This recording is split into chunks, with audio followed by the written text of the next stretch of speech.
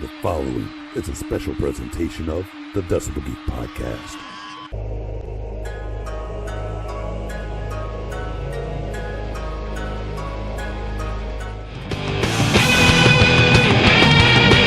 This is the Decibel Geek podcast with Chris Czynszak and Aaron Camaro. All right, it's that all-important time once again. Oh, yes, time for the Decibel Geek podcast, your home for rock and roll and podcasting. This is where it all comes together. I'm your host, Aaron Camaro, joined as always by my kick-ass co-host and awesome friend, Chris Czynszak. What's going on, brother? Have you thawed out since last week? Oh, yeah. It's been like 70-something degrees the last couple of days. It's been beautiful. I love it. Welcome to Tennessee. Last week, we're iced in. This week, it's 70 degrees and the sun's shining every day. You got to love it. Well, and then starting tomorrow, we're going to have like four days of rain. So shit. Now we're going to have the great flood of 2021. Great. Well, at least the ground thawed out before that all comes, so we should hopefully all be standing. Yeah. Good news, man. You know, Rockin' Pod season is coming up. It's right around the corner, coming up at the beginning of August. And I noticed today that they made some big news. They're really pulling back the restrictions on the bars and the restaurants and the conventions and the expos and things here in Nashville, Tennessee. So I saw that and I was like, hell yes, full steam ahead for Rockin' Pod. Let's just all be careful. And, you know, as far as how things look going ahead, I think things look positive. So I know some of you guys are on the fence about wanting to, you know, come, and I totally get that. Believe me, it's good to be safe. So, but yeah, I think things are trending in the right direction, and hopefully we'll see more of our friends come August. Heck yeah, I can't wait. I'm so excited. We'll talk a little bit more about that here in just a minute. But before we get into everything, you know us here at the Decibel Geek podcast, we got to give the love back to the people who give the love to us.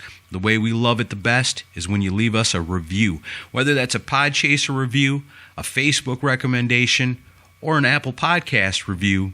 Either way, you leave us 5 stars and a sweet review, we're going to read it on the show, just like this one. Hey, look, he's back. It's Patrick Reeves. This one's a Podchaser review. I can tell it's got 5 pink stars. I already know what this one's going to be. It goes like this. Holy crap, you guys did my request of best first albums. Yeah, we sure did.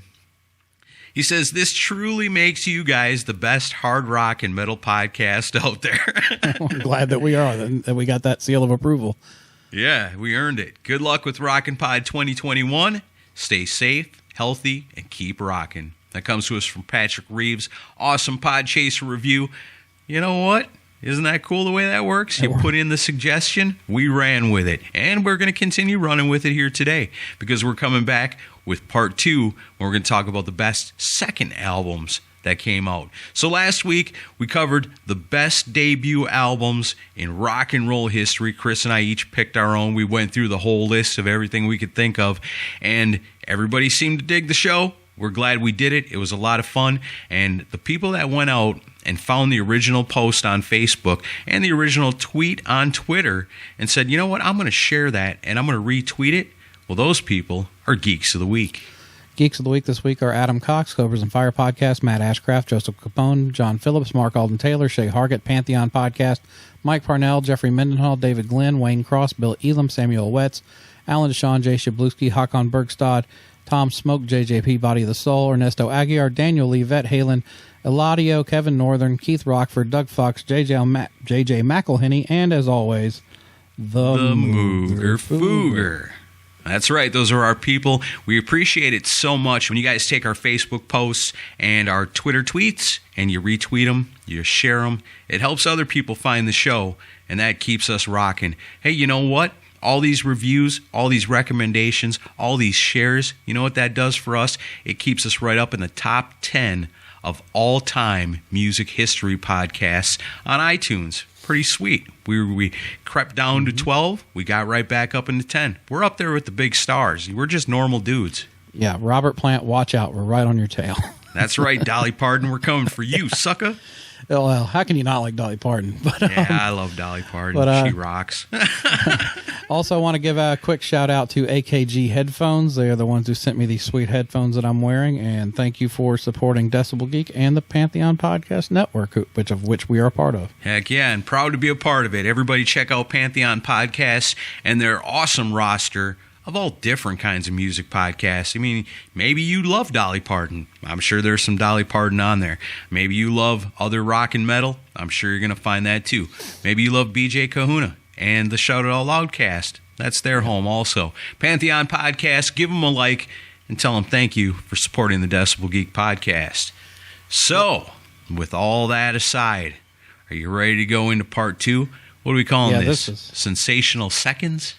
Yeah, I had thought about calling it not such a sophomore slump, but that seemed too wordy. Yeah, but that's a stereotype of they hit the sophomore slump and their second album wasn't very good. Well, these are all albums where that wasn't the case. Yeah, I think the more difficult thing about this week is that there's going to be a lot more of them, and it's going to be really hard to whittle it down to 5 because I think for the most part, like we said, it's hard to knock it out of the park on your first try. But once you've got it under your belt, that first album, and now you're back into the studio, now you've already done this once, so you're kind of feeling like, now we're more comfortable, we're ready to rock, you're writing new songs, you're feeling good about what you're doing, and you come back strong with that second offering. And I think today we're going to find out there's a lot of them. Yeah, and I mean that's people that tend to not have great second albums, they usually would say, well, you have your whole life to write the first one, then you get 6 months to do the second one. Right. But that's and that sometimes happens. And some of these albums were churned out fast, and there's magic on them because the bands were cranking out on all cylinders. I do want to say a couple things before we get into this. So first, we had somebody on Instagram. They had a little bit of a hard time with how we went about it. Well, we're going to go about it the same way again this week. Why? What's the problem? Well, he was like, I'm 20 minutes in on this, and so far it's just Aaron Camaro reading off a list of albums that are good. Yeah. He didn't want to wait all the way till the end to hear what our top 5 were. Which you had to find out what the hell those were. Yeah, that's the fun. We want you to listen to the whole episode. Hopefully he continued because he was like, I hope they get to it, and I commented, we do get to it. Just if that's the way you feel about it, then just go ahead and skip right now to the last 5 minutes of the show. Yeah, and then you'll hear our top 5. Spoiler alert. There's a lot of I made a long ass contenders list, and we want to go through them and discuss them. And then also a couple that I'm personally guilty of missing out on Best First that some people brought up. One was The Darkness's debut album. How did I not pick that? Yeah, I don't know. They had other good stuff too. Oh, they did. But then the biggest obvious one that both of us missed out on was the first Boston record. Oh, yes. I thought about that afterwards too. Yeah, I think that one's... Yeah, I don't know if they ever topped the first one. No, they certainly didn't top it, because how do you top that first one? Yeah. Okay, well, I mean, if people don't want to hear me reading lists of bands and albums, why don't you go ahead and take the charge this week?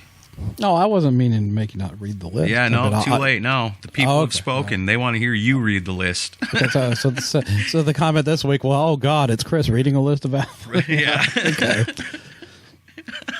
I'll take one for the team this week, okay? All right. Let's go ahead and rip through it. All right. So, first one, this is a very storied band with a ton of records, and it's a contender, but definitely is not going to make my top 5, but it's a great record, and that's Get Your Wings by Aerosmith. Great record. Great songs on it. Their better stuff came later. I can't include Aerosmith on my list. Yeah, I mean... rocks. I mean, there's so many better albums than that one, but I mean, same old song and dance, Seasons of Wither. I mean, there's a lot of good stuff, but yeah, can't go for that. Next one, Anthrax, Spreading the Disease. Well, they were on my hell no's for the first one, so I'm gonna go ahead and say hell no on this one. This is their better stuff came out later, I think, too. As much as I love Spreading the Disease, I think Anthrax is a band that would continue to grow and get better and better and better as they went. Yeah, well, I love that record, but I'm a Bush Thrax fan, so what do I know? Me too. I like it all. This one almost made my top. Well, I shouldn't keep saying that, but I'll just say this was a definite contender. Was Black Sabbath Paranoid? Yeah, that's a tough one there because even last week, Black Sabbath was a maybe with their self-titled debut, and then Paranoid is one of the most iconic rock and metal albums of all time. I mean, I spent a good portion of my childhood listening to that over and over and over on my dad's record player. As a matter of fact, when I was a real little kid, I thought that was my dad on the album cover. With the sword. Yeah, for real. For the longest time when I was little, I thought that was my dad on the cover. Yeah. So cool, that guy. I love my dad. But I can't give it to Black Sabbath on this one. Again, I mean, there's some great songs on Paranoid. It's really hard to deny it. And I think a lot of people probably would pick Paranoid. When I was first getting into Black Sabbath, this was the one that got the most play for me back then. But it's no technical ecstasy, so moving on. Nope, that it's definitely not. I'm assigning that record to you in one day. That is a little teaser for a future episode. Yeah. All right, next one, Def Leppard, High and Dry. Love this album. Oh, man. I really do love this album, but I'm going to go ahead and say no. I think their better stuff came later, or at least next. You thought Adrenalize was better? No, not quite that far ahead. Dial it back. A little Hysteria. Yeah, keep coming. Would you take Pyromania over this one? I think I'd take, oh, man, that is... You I know would what? Take Pyromania over it, but most purist of Def Leppard like this one the best. Yeah, it's tough. There is a lot of great songs, and I really love that early Def Leppard, but yeah, not for me. I'm going to stick with Pyromania too. Okay. All right, what about Dock and Tooth and Nail? Holy shit. That's a great Dokken album. Possibly my favorite. I don't know. I waffle back and forth. There's a couple others I like. Yeah, I would say yes to that one. I don't know if it'd be in my top 5, but I would definitely say that may be Dokken's best album. Maybe. Yeah. I don't know. Under Lock and Key is pretty great, too. Yeah, I'm kind of leaning towards that. All right, so Great White, Shot in the Dark. We talked about last week how I feel about these first couple Great White albums when they were like Great Priest. Yeah. And I like that. I like that a lot, but it's Judas not White. True Great White. Yeah, it's them trying to be something they're not. Right. And so I think most Great White fans would say, no, their better stuff definitely came later. All right. This one's one that I like. I've always liked this record. Jimi Hendrix Experience, Axis Boldest Love. Yeah, I would say Jimi Hendrix Experience, Bold as Love. I think that would definitely be a contender for this. I think that might be their best album. I don't know. Are You Experienced, though? But this has Little Wing, so, I mean, and Little Wing's my all-time favorite Hendrix song. I never heard that song until I heard Skid Row do it. Well, my favorite version is the Stevie Ray Vaughan instrumental version. It goes on for like 10 minutes. It's amazing. I used to get drunk, play pool, and put that on the jukebox when I lived in Kansas City all the time. Iron Maiden Killers. See, last week, when we talked about the best debut albums, you stopped me at Iron Maiden and said yes, and I thought no. But I thought you would even think Killers was better than the debut. Still like the debut better. It's yeah, and I still think their best stuff happened with Bruce Dickinson, so that's a no for Iron Maiden. Although it gets a big thumbs up for Murders in the Rue Morgue. Love that song. Yeah. Oh, man, I ain't taking nothing away from it. Either one of those albums. I love the early stuff, too. But to me, Iron Maiden is with Bruce Dickinson. Like, that should have been... If you go back, like, it comes back for me to my iPod and how I divvy things up on my iPod. The Bruce Dickinson stuff and the early Maiden stuff is separate. Right. I don't leave that together. All right, next one, Van Halen 2. Yes. That's making your list? I think so. But, man, I love all the Van Halen albums, maybe equally. All of them? Well, all of them up to a certain point. I was going to say, I didn't know you're such a fan of Balance. Yeah, I forgot about that for a minute. Van Halen 3. I try to live my life oblivious to the fact that David Lee Roth ever left Van Halen, and everybody reminds me all the time, damn it. Yeah. Yeah, that one's hard to argue. I mean, it's such a great album. Like we said last week, it was difficult not to include Van Halen 1, and it's the same thing with Van Halen 2. But then you think about the albums that came out after that were great. Diver Down and Women and Children First. I love those albums. Fair Warning. Fair Warning. Hell yes. I think maybe, yeah, see, that's a tough one there. I would say Van Halen 2, yeah, such a great album. I'm going to write that one down because I think that one at least deserves to be in high consideration. This is my favorite Van Halen record. Yeah. I think the only album that competes with it is the first one. I think it's the best 1-2 punch almost of any band ever. But I go back to 2 more often than the first one. The first one probably has better songs overall, but the sound and the vibe of the second one is just it's so murky and dark, but it's also got a fun edge to it. It's a strange mix of it's the reason why they were great, because you've got David Lee Roth bringing the entertainment aspect into it, and then, Eddie's doing all these wacky things on the guitar, but then there's the whole Brown sound thing with how his guitar was mixed, and then Michael Anthony's backing vocal. Like, it's the perfect mix of musicians. Yep. Early Van Halen, perfect band. All right. So obviously that's going to make my list. Judas Priest, Sad Wings of Destiny. Man, I've got such a great appreciation for that album, especially in the last year where I really took the dive into the early Judas Priest stuff. And when we did our episode with Julian Gill talking about the Judas Priest 70s discography. And this is such a great underrated album with such great songs on it. Is it the best Judas Priest album? I don't know about that. I think there's other stuff that's better, but this one is a difficult one to eliminate because it's really good. It would make my top 5 Priest albums, but it's not going to make my top 5 on today. But agreed. I think it's Priest's best album cover. Yeah, it's got a pretty awesome album cover. Yeah. All right, next one. This is a sentimental choice, but Killer Dwarfs, Stand Tall. Yeah, I think so for them. I think that's their best album. I don't, though. No? I mean, I think it's a great second record, but I think my favorite is everybody goes to Dirty Weapons. Yeah, because that was the only Dirty Weapons was the one that kind of made me juggle that one a little bit. But I was thinking song for song, maybe Stand Tall.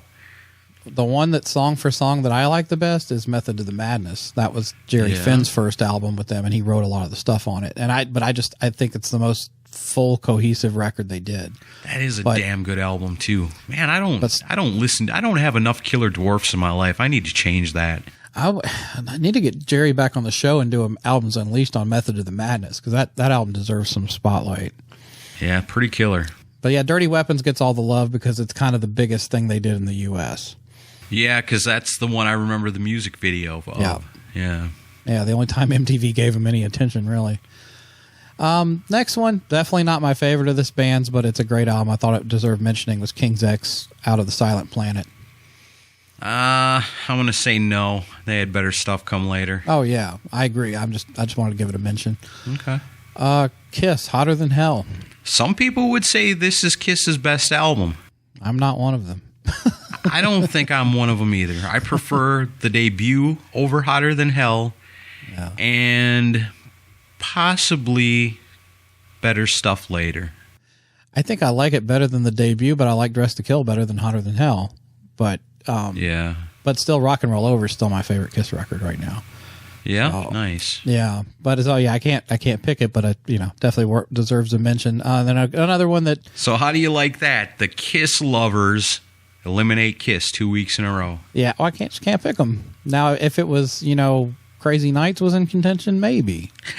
But that'll piss somebody off, I'm sure. Yeah, we'll save that for the best 26th or however that works. I don't even know what album number that would be. Yeah. No, the best album that was conceptually trying to be Bon Jovi. Kiss, Crazy Night. Do like the influence of Bon Jovi. Yeah, there's we can do a whole episode about bands that tried to copy Bon Jovi, and we'll call it Bon Phony. Two-parter. Yeah. Oh, you could make a 5-parter. As many bands were trying to be those guys. Oh yeah. Oh man. Oh yeah. I found some. I don't know if you saw it on YouTube. I found this cool footage on YouTube of backstage footage of Rat and Bon Jovi in 1985 in Wichita, Kansas. Was Rat stealing all their light bulbs? Rat was the headliner and Bon Jovi was the opening band. Oh, wow. Yeah, I guess that makes sense at one point, just for a minute there. Yeah, Rat was bigger. Yeah. Interesting footage to watch, but yeah, anyway. All right, next one, Led Zeppelin 2. No, I don't think so. Physical Graffiti is my favorite Led Zeppelin, so I think their better stuff comes later. Houses the Holy for me. Yeah. I think that's my favorite. See, so their best stuff is yet to come. Although it is great. Metallica, Ride the Lightning. This is difficult because last week I said no to Kill 'Em All, but then you presented such an awesome case for it that it made me really question that, because originally I thought, I bounced between all the first 3 albums of Metallica. I just freaking love, that to me is the best Metallica, the first 3. Ride the Lightning, I don't think there's a bad song on it, but I love Master of Puppets as well. So this one is really a hard pick, because between the 3 of them, I really, for different ways, love them equally. But, yeah, I always lean towards Master of Puppets, so I hate to do it, but I'm going to say no to Ride the Lightning. I'm not a big fan of Ride the Lightning. No? I mean, it's a great record for what it is, but it's probably like maybe 4th or 5th in my list for them. I don't know. I like Kill 'Em All. It's just so much more raw and punkish sounding than Ride the Lightning's kind of sterile sounding in a lot of places. Yeah, I guess I could see that. I mean, it's Lulu is better. No, I'm just kidding. Wait a minute. No, I'm not saying that. I just not. I don't know. The songs I like on it, I love, but there's some stuff on here I just don't like. Everyone raves about "Fight Fire with Fire." That song never did much for me. No, I love that song. So heavy, so cool. That's okay. All right, next one. This is one that I'm not going to pick this because there's another record later that I love way more than this one, but it's a great record, and we're probably going to get grief for not picking it. Motley Crue, Shout at the Devil. Hell yes. I think 100% without a doubt, Shout at the Devil is the best Motley Crue album. I'll take the Karabi album over it. To me, always that Karabi album, that's another one I kind of, in my mind, I separate that. I pick that out of the Crue discography, and that sits alone somewhere. But to me, Motley Crue is Tommy Lee, Vince Neil, Mick Mars, Nikki Sixx. That's true Crue to me. When you're talking about true Motley Crue, you just can't beat Shout at the Devil. Yes, absolutely. That will, as far as I can tell so far, will be in my top 5. Okay, that's all well and good. But Aaron, what was the actual name of the Karabi album? John Karabi featuring Motley Crue, 1994. Nope. It was called Motley Crue. I know it was. And you can't change it, so it is what it is. So I understand where you're coming from. And I do love that album so much, too. I think probably my second favorite Motley Crue album behind Shout at the Devil. I would do Karabi, then I would do Theater of Pain, and then I would do Shout at the Devil. You're crazy.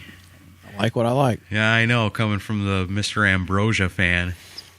Oh, we're on to 26 minutes before you finally got around to roasting me for that?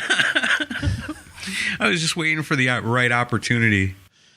Oh, I know I'm going to hear all about it on Friday night. I know that's coming. Yeah. I don't give a damn. I like what I like. So where does Ambrosia's second album rank for you? It's not as good as the first one. Okay. Juice Newton? That's a whole nother league. Okay. Nickelback? Who?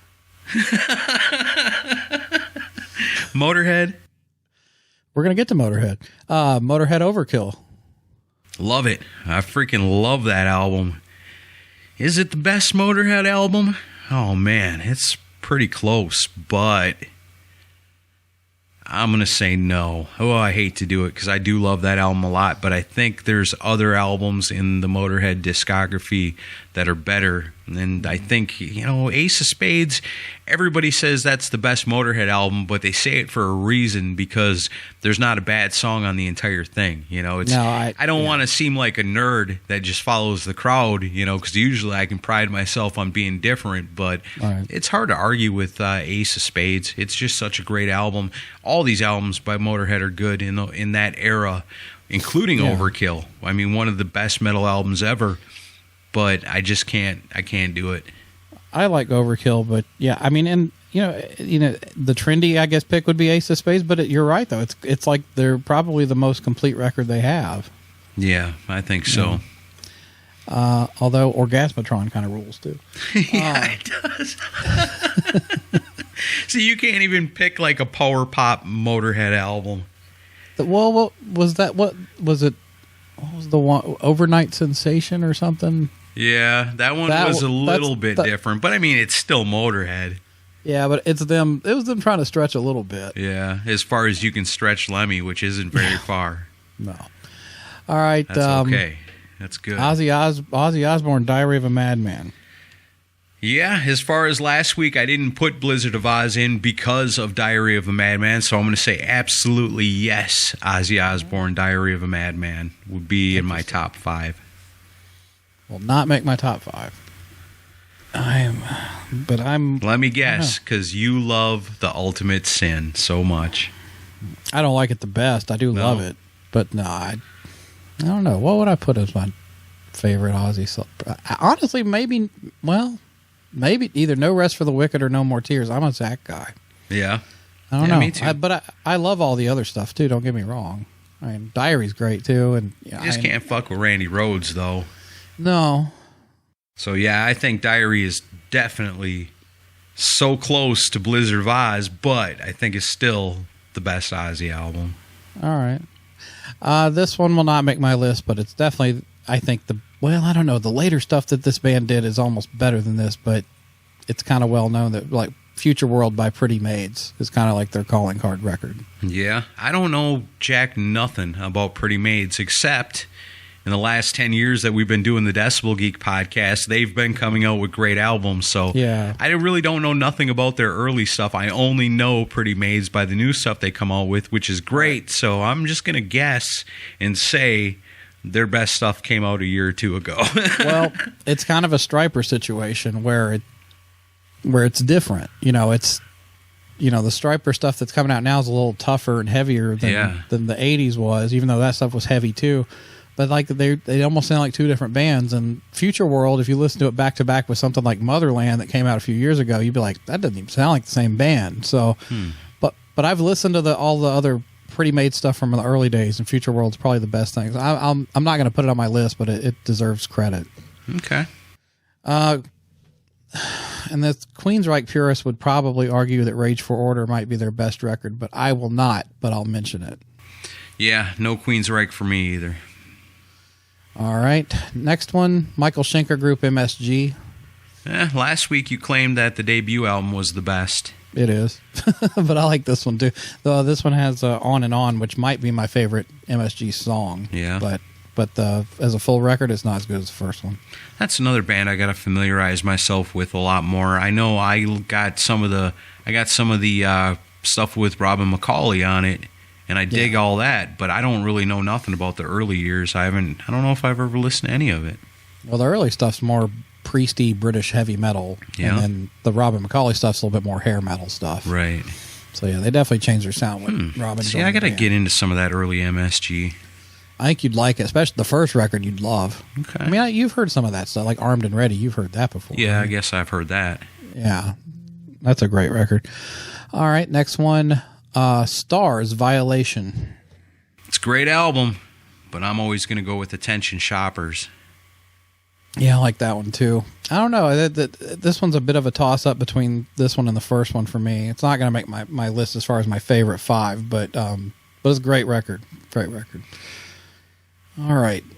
Next is Tesla, the Great Radio Controversy. No, I think just like last week where we said no to the debut album because their better stuff was coming later. As great as that album was, yeah. The second album, Great Radio Controversy, amazing album. Yeah. I kind of lead towards Psychotic Supper. I do too. I still think that's my favorite. Yeah, mine too.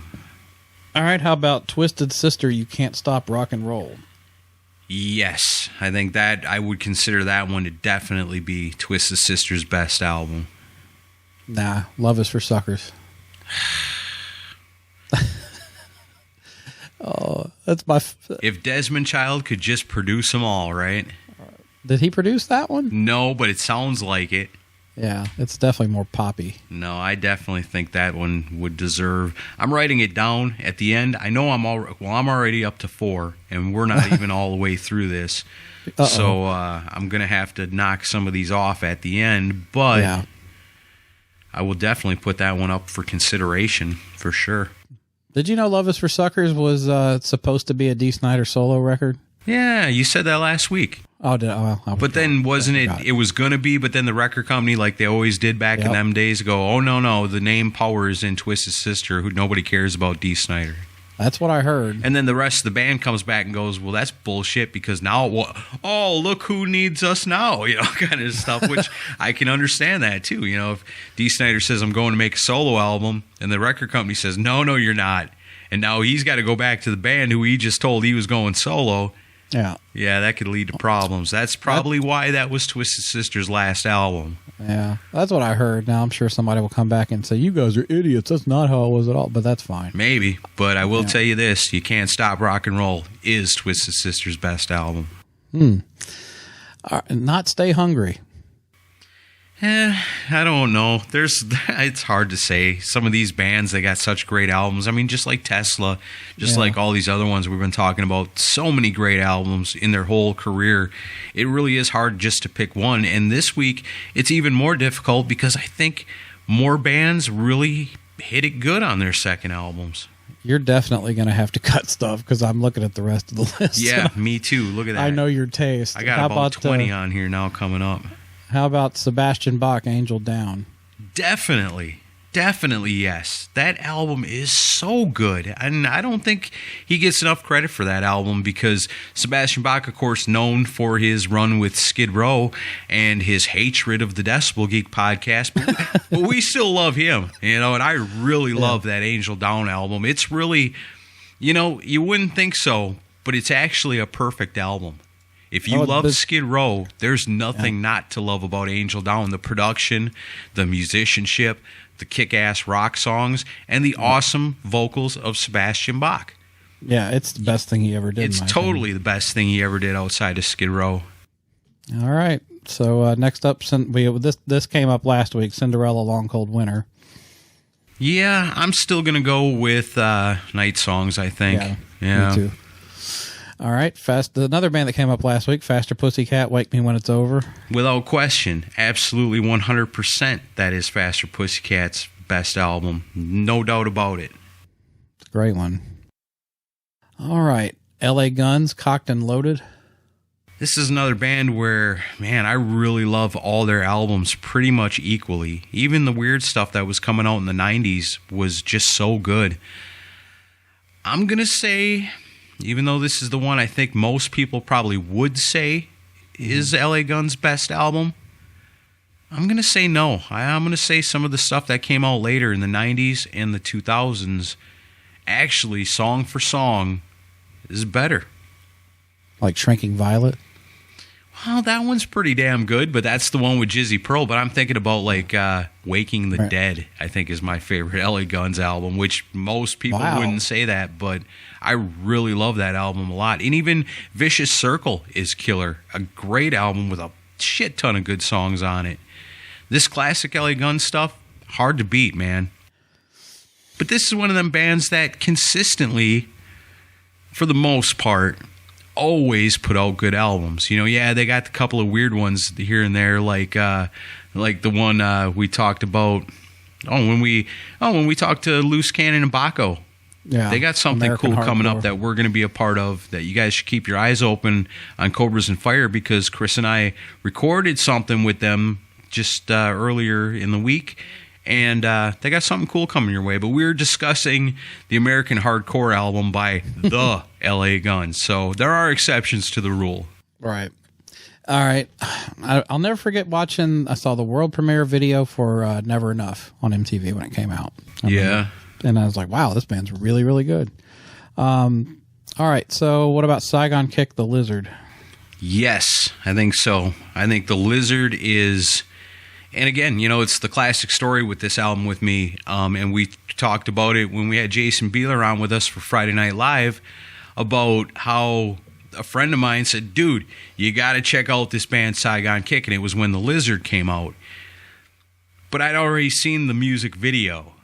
And I was like, yeah, no thanks. Because the only thing I heard by them is Love It's On the Way. Yeah. And I did not like it. I thought, what is this? You know, more Trickster, more Firehouse, you know. Rock is really getting wimpy. You know, I don't like this. And so he's like, check out this band, Saigon Kick. And I'm like, no thanks. And he's like, but you got to hear the rest of the album. And I really didn't even care to hear it. But then turns out that song is such a sore thumb on that thing that it doesn't belong on there at all. You know, it's one of those weird things where the one song, and Jason said it himself, you know, the women that would show up to hear Love Is On Its Way and then hear the rest of the album and all their other rockin' songs and be like, what? This is terrible. Oh, wait, they played my song, you know? Yeah. But to me, that's the stuff that's awesome. And I love The Lizard except for that song. So I'm going to say yes. That should definitely be on the list. I have an album flat for that record cover that I'm going to get Jason to sign in August. Right on. All right. Shotgun Messiah, Second Coming. Oh, man, you're making this hard on me. Yes, this album should definitely be considered for this conversation here. The Second Coming is so good. Such a great album. Shotgun Messiah is one of those bands. They're one of those Northern European bands, and just so unique, so different. You know, they came from a little bit of Hanoi Rocks with a little touch of new wave, a little bit mixed into that. And Tim Skold's vocal delivery, so unique, so awesome. Harry Cody, one of the most underrated guitar players you'll never have heard of. Oh, but he is amazing. And that album is a guitar rocker's dream. You know, it's got it, man. Second Coming may be one of the most underrated albums of all time, because if you hear it, you're probably going to love it. And people from all different walks of different loves of different kinds of rock and metal could all dig that. There's a little something there for everybody, I think, mixed in with what they got going on. Maybe they were so unique, they just couldn't find their place. Maybe this album came out in the 90s, you know, late 80s, early 90s, when that shit just wasn't happening. But that's the problem. Yeah, Second Coming freaking rules, man. Love that album. One of my favorite records from that entire era. And could you imagine Heartbreak Boulevard being released 2 years earlier? How big of a hit that song would have been? Massive. That's one of the greatest songs of that entire era. It's just so good. Yep, I remember working on Z104 in central Wisconsin in the late 90s, early 2000s, and, you know, every once in a while I would have the opportunity to sneak something on, you know, and maybe not say what it was, just slip it in there in between the Godsmack and the Three Doors Down, and I would throw on that song, and people would always call and be like, what was that? Yep. But I'd never announce it on the radio, because then they'd come back and be like, Shotgun, what are you doing on your shift? You know, you're not supposed to be doing that. Oh, man. But it was always cool when somebody would then call in and be like, I got to know what that was. Yep. And I'd feel good telling them I'm playing something like Shotgun Messiah. All right, how about Skid Row, Slave to the Grind? This is absolutely, without a doubt, the very first one I ever think of. No band has ever come back with a second album as strong as Slave to the Grind. I think it's absolutely, without a doubt, number one on my list. All right. And W.A.S.P, The Last Command. What about you? I'll talk about it in a little bit. That should tell you all you need to know. About Skid Row? Yeah, it's on my list. Oh, okay. Well, I thought we were talking about him as we okay. went. Well, I mean, as much as I absolutely adore the first record, because it's great, they really came out firing on all cylinders with this one, because I don't know, it's just the production, the songwriting. It's a tad long. I think they could have cut a couple of songs off of it. That's my only critique on it. It's a little long, but... Oh, man, you get one of the greatest albums of all freaking time, and it's like, it's too awesome. It's too much awesome. I can't handle all of it. Hey, it needs more songs. If I could have a double album of Slave to the Grind with all the extra songs that maybe didn't make the album... Or, as we found out, there were none that didn't make the album. Yeah. Or at least one or the two of the versions.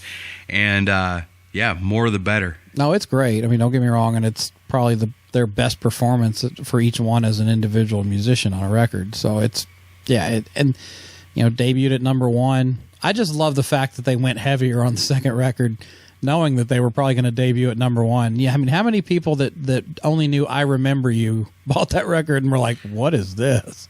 Totally, yeah. But there was a couple of songs on there. The ballads on it are really good, but they're very deep. Right. That's the thing I love about those ballads, where "I Remember You" is kind of like a nice, holding hands with your, when you're a teenager with your girlfriend kind of song, but like the ballads on "Slave to the Grind" have a whole nother level to them. Well, they're dark. Where it's like almost like if there was such a thing as a progressive ballad. Yeah. You could almost call it that, because it's not just, oh, I'm in love and she loves me and I love her kind of song. These are some deep introspective things where the music's slowed down and the music's pretty and it's beautiful, but it's still heavy. Mm-hmm. And Sebastian Bach's delivery, this is a Sebastian Bach love fest today. Not bad for a guy that hates us, huh? Yeah. Well, I mean, like, in the song "Wasted Time" is... oh, God, so good. And he wrote it about, Steven Adler's heroin addiction. When you know that story behind it, it takes an even darker turn when you listen to it. It's like, man, he really... Yeah, I did not even know that. Yeah, he wrote because he was watching what Steven was going through, getting thrown out of Guns N' Roses and throwing his life away with heroin. And I don't know. I don't think Sebastian wrote it. Maybe it was Snake or Rachel. Yeah. Whoever wrote it, that was the point of view they wrote it from. Is they're talking about Steven Adler's drug addiction. Yeah, and Sebastian Bach's delivery of it too is just out of this world. So gut wrenching at times. It's I can't love this album enough, and I can't love it anymore. All right, so let's move on to W.A.S.P. The Last Command. See, this was the one that gave me problems last week, because I was really on the fence about the W.A.S.P. debut album, because this was the album that really did it for me when I was young. I had this on LP when I was a little kid and listened to the hell out of it. But I think looking back now, I do got to agree with you on what you said last week about the debut album being the one that W.A.S.P. was never able to quite touch. Yeah, I agree. It's a great record, though. I mean, the first 3-4 albums from W.A.S.P. are they're hard to really critique because they're just so good. Right. Yeah. All right. Extreme Porno Graffiti. I think most people would probably say yes. I like some of their weird stuff that came out later. Like the 3 sides to every story? Yeah. I like the second half of that album the most, I think, out of all the Extreme. I think I like their first album better just because it's more hair metal and less funk. I just didn't get as much into the funk thing. But it's great. It's a great record. All right. This one was a great one, but I love his later day solo work, but this was a great album. Michael Monroe, Not Faking It. Yeah, that's where I first learned about Michael Monroe. That's not his debut solo album? No, it's the second one. Okay, I did not know that. Well, to me it was, because that was the first time I ever heard of Michael Monroe, first time I'd ever heard of Hanoi Rocks or any of that stuff. But I remember the music video for Dead Jailer and Rock and Roll. The Axel, yeah. And it was killer, and this song is awesome. The rest of the album, there's some decent stuff on there, but it's not totally great. But that one song is awesome, which is attested to by the fact that so many bands cover that song. So many. Too many. Great song, but the song that sticks with me on that record is Man with No Eyes. It's a poppier song, but it stuck out at the time. It was very different from a lot of other stuff that was going on. And I remember that video, I got pretty good airplay. Yeah. Of course, that helps having Axl in the video before it. Sure. Because MTV's like, oh, Axl likes these guys, so we should play them more often. Yeah. That Dead Jailer Rock and Roll song, the music video, made me go out and buy the CD when I was a kid, when I was young. I guess teenager. Do you remember who's playing bass on that album? No. John Regan from Fraley's College. Oh, yeah, that's right. I do remember that now. That's awesome. Yep. What a guy. This next one I put on here just because this is really the only album by this band that I know, and it's their second record, and that's Sleazebees, Screwed, Blued, and Tattooed. I'll say yes, because it's a good album. And I'm not really sure about the rest. It's a good album all the way through. It's a little bit of a lost gem from that area. You don't really hear much about it anymore. But yeah, I like it. I just picked that one up. I found it for the first time a couple of months ago, and I was like, oh, I know this band. I've heard of them a million times, and I know this album. I remember it when I was young, And so I picked it up, and I forgot how good it was, and I had no idea the whole album is really good. Yeah, my list is about 15 long now. Oh, shit. Oh, wait, make that 16. Yeah, Tora Tora, Wild America. Hell yes. No question about it, man. I love this album so much. And anybody that's listened to this show for any kind of amount of time knows that this album means a lot to both myself and Chris. So I got to guess this one's also in your top 5? Yeah, definitely. Yeah, for sure. Yep, definitely going to be there. All right, one more, and I know you're not going to pick it, but I do think it's probably their best record, White Lion, Pride. It might be their best record. I don't think it'll make my top 5, but I think Pride it's pretty good. Although Main Attraction's good too. I don't know, but yeah, they're both good records, but not going to make my list. Yeah, I'm not really a huge White Lion guy, but I know there are some songs on Pride that I like. Yeah. All right. That's a pretty good list right there that we just went through. Yeah. So let me look at what we got here. I'm confident in the 5 I've picked. These are just my favorites, but yeah, I'm pretty confident in what I've got. Yes. Oh no. Yes. No, I'm ready. I got it. Okay. Man, that's hard because I got 1, 2, 3, 4, 5, 6, 7, 8, 9, 10. I got 10 of them that made my list, so I got to whittle out 5 of them, which is not easy to do, but I've done it. I've whittled them down to 5.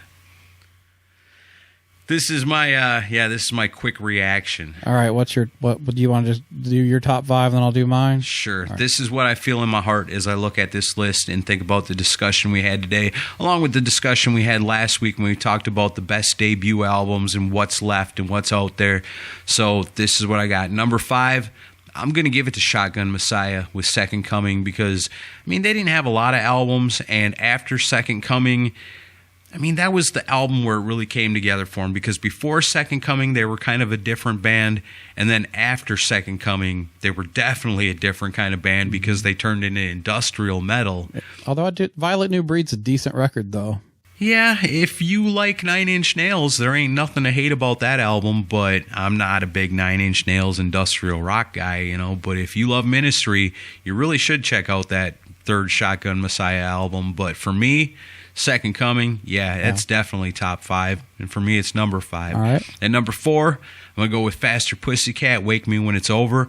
Love Faster Pussycat, one of my all-time favorite bands. And that cassette tape, when I was a teenager, was with me constantly as I carried my boombox everywhere I went, you know. Mm-hmm. So that album really, really means a lot to me. If I had $1 for every time I listened to that tape or CD over the years, man, I could probably retire. I love it. Number 3, Motley Crue, Shout at the Devil. Hard to top that. Number 2, Ozzy Osbourne, Diary of a Madman. And like I said, number 1, the first one I thought of when we talked about doing a second parter to this, easily Skid Row, Slave to the Grind. All right. This is a hell of a top 5. Yeah. All right. Good albums, all of them. So mine, you got a couple of your picks that I have too. So my number 5, I'm going to go with Skid Row, Slave to the Grind. I think it's a amazing record. I'm just going, and then, you know, any of these could be interchangeable, but this is what I felt today. My number 4 is Van Halen 2, because I go back to it all the time. It's just, if I go to Van Halen, it's almost always this album. Okay. Number 3, Sebastian Bach, Angel Down. I'm telling you, people, if you love Skid Row and you have not heard Angel Down, you're really missing out on something because that album is outstanding and nobody ever talks about it because I guess it's a few years old now and Sebastian came out with an album after that. The vibe wasn't right on that other album, not like this. Whatever was going on Angel Down, man, he really hit it. If he was coming back and saying, I'm going to come out with the album that should have followed Slave to the Grind, I think he nailed it with Angel Down. Well, and that's why I'm putting it in my list, is because it's one of those because it's a rare thing when an older artist, especially one who's broken from the band that made him famous, can put out an album as good as this one. I have to give it credit, and it's definitely the best thing he ever did. What do you think would have happened if, as soon as Sebastian Bach left Skid Row, if he would have came back like a couple of months later right away with Angel Down? Do you think that would have made a difference? At that point in time, probably not. No? Because people weren't even paying attention to Subhuman Race when it came out. It bombed. It wasn't. But Subhuman Race wasn't, I don't think, if you were a Skid Row fan, I don't think Subhuman Race was really something that got you excited when you got it. If you were a fan of the first one, followed them through to Slave to the Grind, we're in on that. Yeah. And then Subhuman Race comes out and some people love it. I don't hate it. I think it's a good album. I still love it. But Angel Down, I think, is better than Subhuman Race. It's not discounting the Skid Row name or Sebastian's. It's more of the time that it would have come out at. It's because I don't know. Even if Skid Row had done another Slave to the Grind or the first album, I just don't know. That it would have gotten that much attention. It just, unless you were up in that Bon Jovi, Def Leppard, air where you could kind of survive those trends, you were going to get swallowed up, and all those bands did. So I think it would have done better than it did, obviously, because people were still buying music back then. But it would have done better. I don't know that it would have been a big, huge thing for him, though. Yeah, because I always think, because I remember back, like, when I would have my bands that I liked, and a lot of my friends and a lot of my peers would treat me like, oh, you're stuck in the past, we're in the now. They would say things like, yeah, I'm into, Pantera and Faith No More and White Zombie and Skid Row, and Skid Row would be the one band that all the cool hip kids that were into the new thing would always still say, yeah, but Skid Row's good, and they, fuck Motley Crue and fuck Poison and fuck all those bands, but not Skid Row's all right. I think maybe they could have carried through with a better album. You do make a good point, because they did still have the kind of the street cred that they had going for them at the time. It's just too bad Subhuman Race was not a better record. My number 2, this is no shocker, Tora Tora, Wild America. One of my favorite records of all time, and just a complete record from front to back, and I never get tired of listening to it. I still listen to it regularly. It's just definitely the best record the band's ever done. And I like all the other stuff, but I love this album the most. See, when we talk about Shotgun Messiah being such an underrated thing, that, Tora Tora is the same thing. People, I think generally, unless you're a Decibel Geek listener or a fan of music like we are, most people don't generally know who the hell Tora Tora even is. Yeah. But I think if you played most people the album Wild America, they would jam on it, and they would probably like it a lot. Yeah. And come to Rockin' Pod in August, and you can meet Anthony, the singer. That's right. Get your Wild America CDs and albums and cassette tapes autographed. Yeah, I got a vinyl I'm going to get him to sign that I ordered from France. Right on. That's cool. Yeah. And I've got my CD already signed from the time he was on the show with us. And my number 1... Such a cool dude. My number 1, my favorite sophomore album of all of these that we talked about today, Shotgun Messiah, Second Coming. Wow. I'm shocked. Should have been a massive, massive hit, and I so wish that lineup would have continued in the direction they were in. I was so heartbroken when the third album, the follow-up to Shotgun Messiah, came out, because I liked Second Coming so much. And when I heard Shotgun Messiah was coming out with a new album, I was so excited. And when I got it... You're like, what is this? I was like, what the hell, man? What happened? Yeah. It's the dudes, it's Tim Skold and it's Harry Cody in this band, but this is weird. This is different, and I don't like it. It was, to go from Second Coming to that was just what a letdown, huge letdown, because Second Coming was so good. Yeah, it's disappointing because, they hopped on a trend. Is what they did. Yeah. But worked out for Tim, though. I mean, he wound up in Marilyn Manson's band, has done a whole lot of stuff. Yeah, I mean, he got credibility for it, in a time where you probably didn't get much credibility for being in a band like Shotgun Messiah, no matter how unique they were, or how cool they were, or how different they were from anything else that was out there. They looked like 80s LA rock bands, and so they didn't get the love that they should have got. But I think if they would have been wearing, just jeans and T-shirts and didn't have awesome long hair, then maybe they would have been treated like the next new crazy thing, because they were so different. Yeah. I could have seen Shotgun Messiah fitting right in with Red Hot Chili Peppers or anything else from that time. Yeah, I mean, there's so much potential there. And that record, I wish so many more people, if you haven't heard it, go check it out. Buy the record. It's worth buying. And listen to it because it's so damn good. So those are your assignments for the week. If you do not have Second Coming by Shotgun Messiah or have not heard it, please go listen to it. If you haven't heard Wild America by Tora Tora, you got to go check that out. And if you haven't heard Angel Down by Sebastian Bach, go buy yourself a copy of that. You can thank us later, because these are 3 albums that, though they may not be on the top lists of most people, they're right up in the top list for us. And so these albums are highly recommended. Yeah, that was fun. I mean, and let us know what what your top 5 is in the comment section. Heck yeah. And as always, we love to have that conversation. Hit us up on our Facebook page. Give us a like and a follow, man. We're creeping up on 8,000, man. We've been around for a while. We've got a lot of friends and followers out there, so join in on us with that. Then if you're also on Facebook, you can join the Decibel Geek community, where there's all kinds of cool rock and rollers carrying on all kinds of cool conversations. You can check out all that and get involved there. If you need a Decibel Geek t-shirt, and let's face it, who don't? You can get one from clickteeshop.com. That's clickteeshop with a K. Check them out. They've got a bunch of cool stuff over there. The quarantines and shit are getting lifted in Nashville. So do you got a Rockin' Pod update for us? Well, nothing I can officially announce as of this recording, unfortunately. I can't tell all the awesome stuff you told me before we started. Even though by the time most people hear it, it'll probably be announced. But no, I don't want to jinx things. I'm superstitious.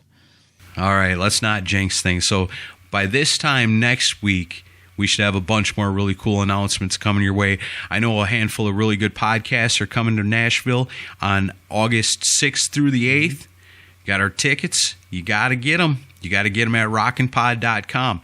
Do you got your hotel room? That's the most important thing. If you don't have a hotel room, you're probably still going to have a good time, but you're not going to have as good a time as those of us that got hotel rooms. I told you last week, I live right up the road, but I still get a hotel room because I don't want to miss nothing. I want to hang out with my old friends. I want to hang out with my new friends. After the expo's over, I want to go have a beer in the hotel bar and look around me and see all kinds of cool rock stars, all kinds of awesome podcasters, and all kinds of cool people that appreciate rock and roll and podcasting. And that's where it all comes together. August 6th through the 8th.